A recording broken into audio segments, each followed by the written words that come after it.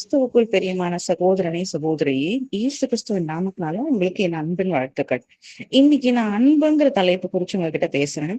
தேவன் அன்பாகவே இருக்கிறாருன்னு தான் வேத வசனமும் சொல்லுது. எப்படி அன்பா இருக்காரு? 1 யோவான் 4ஆம் அதிகாரத்துல நீங்க வசனம் இப்படியா சொல்லுகிறது, தேவன் அன்பாகவே இருக்கிறார்.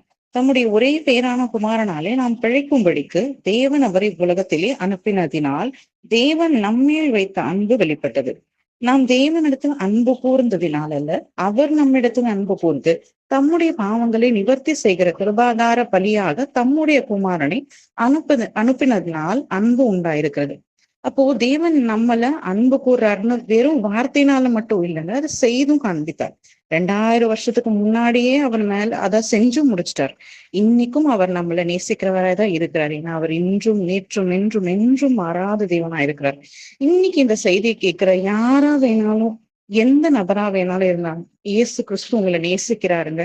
இவ்வளவு பாடுகள் மத்தியில, நிந்தைகள் மத்தியில, அவமானங்கள மத்தியில கூட நீங்க இருந்தாலும், என்னை நேசிக்க ஒருத்தருமே இல்லைன்னு கூட நீங்க இந்த நேரத்துல கூட நீங்க கவலைப்பட்டு கொண்டு இருக்கலாம்.